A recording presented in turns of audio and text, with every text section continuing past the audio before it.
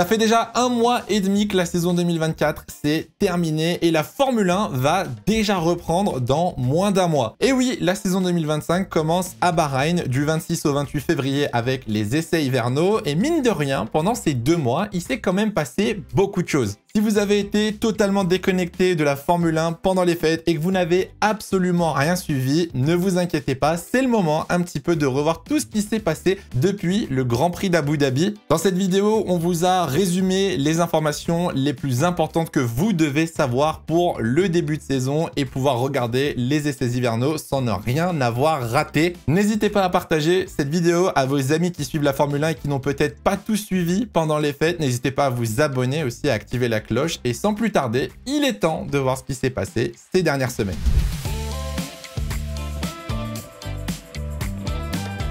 La première news est tombée quelques jours après le Grand Prix d'Abu Dhabi et c'est probablement celle qu'on attendait le plus. Sergio Pérez n'est plus pilote Red Bull. Et oui, la rumeur traîne depuis de nombreux mois, mais ça y est, Pérez ne roulera pas en Formule 1 l'année prochaine. Alors, malgré la fin de saison catastrophique de Sergio Pérez, son bilan au global n'est pas non plus désastreux. En 89 Grands Prix, Sergio Pérez, chez Red Bull, c'est quand même 5 victoires, 3 pole positions, 29 podiums, une 2e place au classement pilote en 2023, mais malheureusement, il s'est fait écraser par son coéquipier l'année dernière. 285 points de retard sur Max Verstappen qui lui a été titré. Pérez termine 8e derrière les 2 pilotes McLaren, les 2 pilotes Ferrari, les 2 pilotes Mercedes. Bref, la saison n'a pas suffi pour rester en Formule 1. Alors, avec ce départ, bien évidemment, ça engendre aussi le départ des sponsors de Sergio Pérez qui était le gros casse-tête des dirigeants de chez Red Bull. Et donc, oui, Red Bull a perdu des contrats à plusieurs centaines de millions d'euros pour cette saison 2025. La question du coup, c'est que va faire Sergio Pérez en attendant? Alors Pérez l'a dit, il va profiter des 6 premiers mois déjà pour se reposer, prendre du recul, profiter un petit peu de sa famille et de ses proches et ensuite étudier les prochaines opportunités. Son père a parlé potentiellement d'une participation en Formule I. Pérez, lui, a parlé de Formule 1 et de pourquoi pas revenir en 2026. En tout cas, Pérez ne sera pas présent sur la grille en Australie pour le premier Grand Prix de la saison. Et au final, le gros casse-tête de ce transfert, c'est surtout qui pour remplacer Sergio Pérez aux côtés de Max Verstappen. Qui de Yuki Tsunoda ou Liam Lawson aurait pu rouler chez Red Bull en 2025? Eh bien, c'est Liam Lawson qui va pour la première fois débuter une saison de Formule 1 parce que jusqu'à maintenant, Liam Lawson, c'était 5 Grands Prix en 2023, puis 6 Grands Prix en 2024, toujours en remplaçant Daniel Ricciardo. Alors, ça va être un très gros challenge pour le pilote néo-zélandais qui va quand même être face à Max Verstappen, quadruple champion du monde de Formule 1. Surtout que Red Bull est dans une phase assez compliquée. On n'est pas sûr de la performance de Red Bull en 2025. Donc, il va falloir laisser du temps à Liam Lawson. Il va falloir qu'il prenne ses marques et surtout qu'il soit aidé de Max Verstappen pour essayer de se développer et être au niveau le plus rapidement possible. Moi, personnellement, ça ne me choque pas que Red Bull ait choisi Liam Lawson au profit de Yuki Tsunoda. Yuki est un excellent pilote et là-dessus, il n'y a aucun débat. Mais Yuki Tsunoda est attaché à Honda. Et oui, ne l'oubliez pas, Honda va rejoindre Aston Martin à partir de 2026 pour les moteurs. Liam Lawson est un pur produit Red Bull et au final, Liam Lawson est un petit peu l'avenir de l'académie Red Bull. Donc personnellement, ce choix ne m'a pas tant surpris. Yuki Tsunoda reste du coup chez Visa Cash App Racing Bulls et Yuki Tsunoda va être rejoint par Isack Hadjar, vice-champion de Formule 2 en 2024, un 3e français sur la grille et ça honnêtement, c'est une super bonne nouvelle. Avec l'arrivée d'Isack, la France devient la 2e nation la plus représentée sur la grille derrière l'Angleterre. Ça c'est une très bonne chose aussi pour le sport français et Isack va devoir directement être au niveau parce qu'on sait que chez Racing Bulls, les jours et les grands prix sont comptés. On sait qu'Isack Hadjar va avoir énormément de pression en début de saison. Je suis pas du tout inquiet pour Isack Hadjar. Voilà, il va falloir être patient, un petit peu comme avec Lawson. Il va falloir lui laisser du temps, des premiers grands prix d'adaptation pour essayer de se mettre dans le rythme et d'être au niveau de Yuki Tsunoda et d'apprendre le plus vite possible. Ça va être ça le plus important pour lui. Moi, la seule chose dont j'ai le plus hâte en 2025, je vous le dis, c'est l'animation radio de Racing Bulls. Parce que ce soit Tsunoda ou Isack Hadjar, oh les radios vont être salées, ça va être exceptionnel.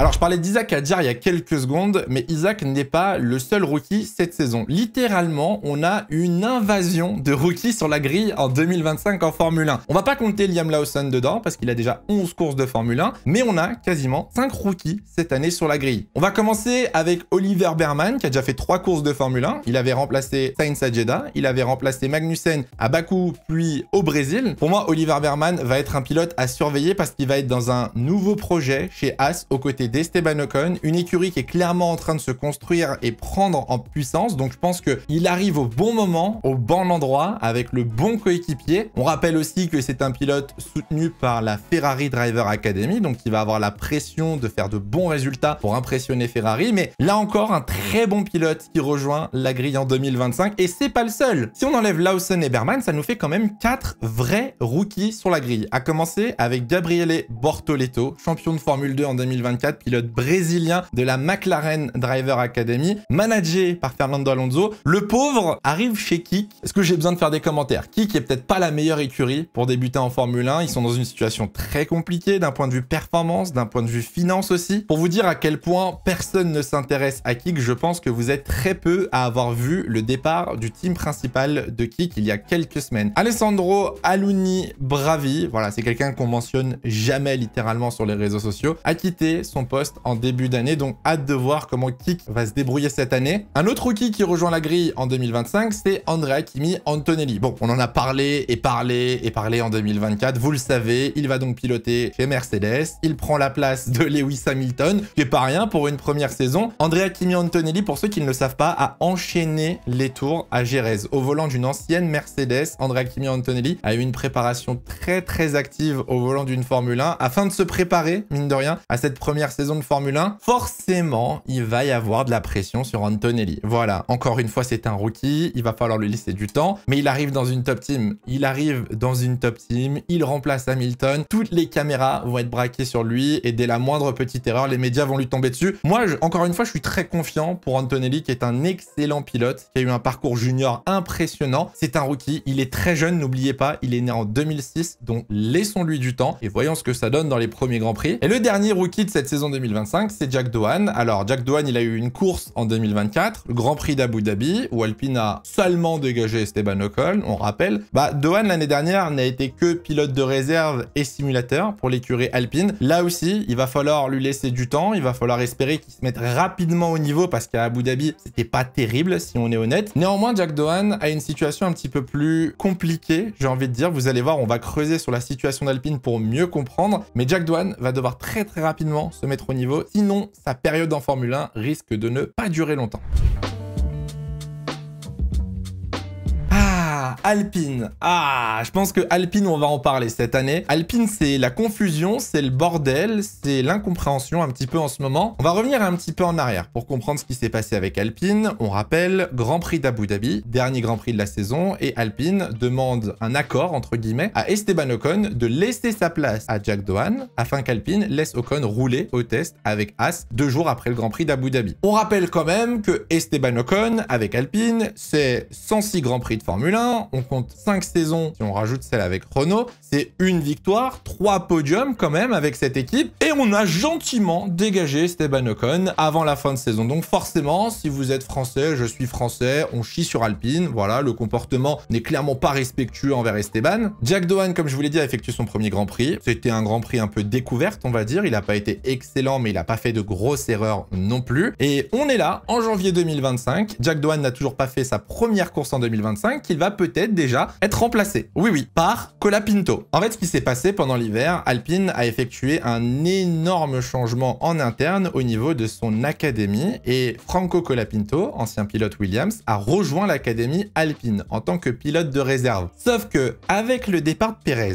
tous les sponsors d'Amérique latine se sont rabattus sur Franco Colapinto et en signant Franco Colapinto, Alpine a la main sur un pilote de 1 avec plus d'expérience que Doohan, qui a impressionné fin 2024, et de 2 avec un sponsor qui ramène beaucoup plus d'argent. Et oui, pas bête le Flavio. Forcément, si Dohan ça se passe mal, eh ben on le remet derrière, on fait passer Colapinto devant et hop, c'est le jackpot, on ramène plus de sponsors. Honnêtement, les décisions ne me surprennent plus chez Alpine. Voilà, je pense que c'est la nouvelle direction qui a été prise depuis que Flavio est arrivé. C'est les résultats et la finance avant tout, le côté humain et les valeurs, on les met de côté. Flavio Briatore a annoncé qu'Alpine ferait des podiums d'ici 2026-2027. J'en rigole parce que ça fait 10 ans qu'on l'annonce chez Alpine et on n'a toujours pas les résultats. Mais du coup, vous l'avez compris, Dohan est clairement dans une situation assez instable. Et l'académie, en plus de ça, a bien changé chez Alpine. Au-delà de ça, Alpine a créé un nouveau pool, entre guillemets, un groupe de pilotes de réserve, comme si un pilote de réserve, ça suffisait pas. Ils ont désormais 3 pilotes de réserve. Franco Colapinto, Paul Aron, qui a rejoint Alpine durant l'hiver, et Hirakawa, lui aussi, qui rejoint ce groupe de 3 pilotes de réserve. Je vous laisse vous demander où est passé Victor Martins dans cette liste. Je ne sais pas non plus, voilà. Bon, on peut rajouter à ça, bien évidemment, Flavio Briatore qui poste une story Instagram avec des plans d'une livrée que Alpine n'a jamais utilisée, potentiellement fortement ressemblée à la livrée 2025, donc peut-être un leak, encore une fois, de la partie Alpine. Bref, c'est le bordel chez Alpine et je pense que 2025 va être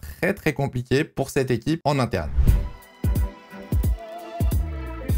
On l'a beaucoup évoqué depuis le début de la vidéo, beaucoup de jeunes pilotes arrivent en Formule 1, c'est aussi du coup le départ de beaucoup de pilotes. On a donc Sergio Pérez qui arrête la Formule 1, on a Daniel Ricciardo qui était parti après Singapour l'année dernière, Zhou Guanyu, on ne sait toujours pas ce qu'il fait sur cette année, probablement en préparation pour 2026, et Valtteri Bottas. Et oui, Valtteri Bottas a fait sensation cet hiver en rejoignant Mercedes et en prenant la place de Mick Schumacher. Bottas est de retour dans une équipe avec laquelle il a gagné de nombreux titres constructeurs et des titres de vice-champion du monde et sera donc le 3e pilote de la marque allemande. Je trouve que c'est un très bon choix aussi bien pour Bottas, pour rester dans le monde de la Formule 1, qui plus est dans le giron Mercedes qui est l'un des plus importants, mais je trouve que c'est un très bon choix aussi pour Mercedes de prendre un ancien pilote. En fait, Bottas connaît déjà toute l'équipe. Bottas connaît l'usine, connaît le simulateur, connaît les ingénieurs, c'est quelqu'un de la famille au final. Je pense que Bottas, mine de rien, va pouvoir amener énormément d'expérience, même si la fin de carrière de Bottas a été compliquée. Ça reste un pilote très talentueux et très bon metteur au point en termes de réglage. Donc voilà, si vous l'aviez raté, Bottas a rejoint Mercedes, mais cette fois-ci dans un rôle de 3e pilote et pilote de réserve pour la saison 2025.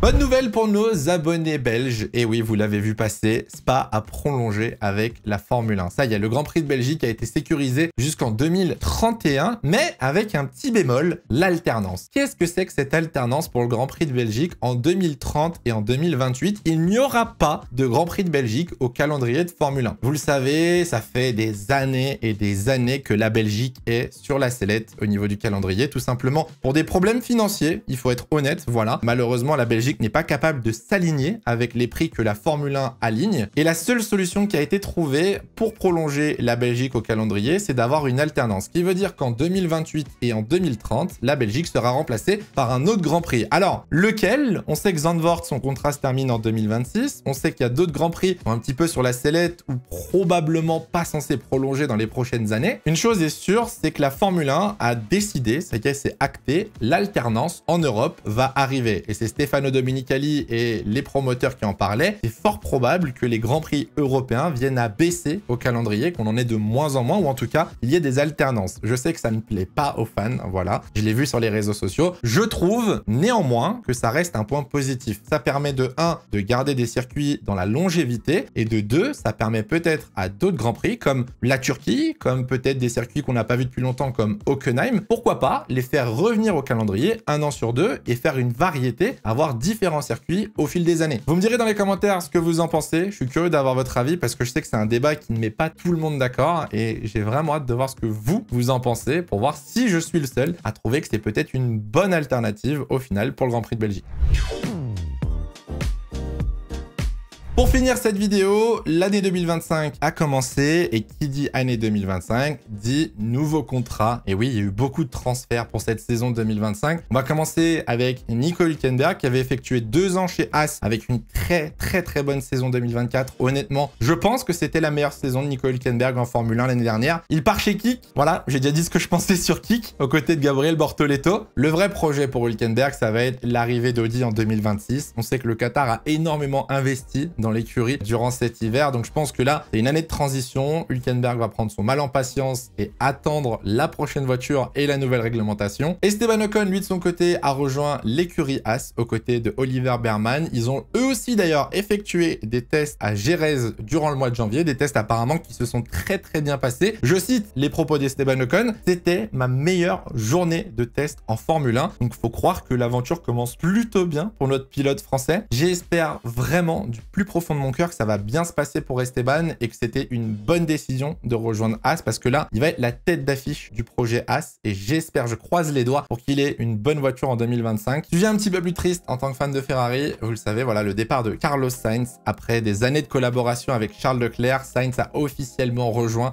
Williams F1 Team avec un selfie où il tire son plus grand sourire devant l'entrée de l'usine Williams. Voilà, je pense qu'il était ravi d'arriver à l'usine. Ferrari lui a fait un magnifique cadeau d'adieu en lui offrant sa voiture avec laquelle il avait gagné sa première course en Formule 1 à Silverstone en 2022. Il a eu aussi le droit à un dernier roulage à Maranello avec son père en Formule 1. Franchement, Ferrari, contrairement à Alpine, a très bien géré la fin d'année avec Carlos Sainz. Ils lui ont offert un petit peu des magnifiques cadeaux d'adieu, j'ai envie de dire, et lui ont permis de tourner la page. On verra si Carlos Sainz va réussir à performer chez Williams. Moi, je mets ma petite pièce, mais ça, on en parlera dans une vidéo prono. Je pense que Sainz va largement dominer Albon en 2025 chez Williams, mais ça, on en reparlera plus tard avant les essais hivernaux. Et puis pour finir cette vidéo, bien évidemment, Lewis Hamilton est officiellement un pilote de la Scuderia Ferrari. Alors, Mercedes lui a fait énormément d'hommages sur les réseaux sociaux. Mercedes lui a fait des vidéos, des posts, lui a offert des casques, des voitures. Il a pu faire sa tournée d'adieu auprès des sponsors, des usines de Mercedes. Franchement, là aussi, Mercedes a très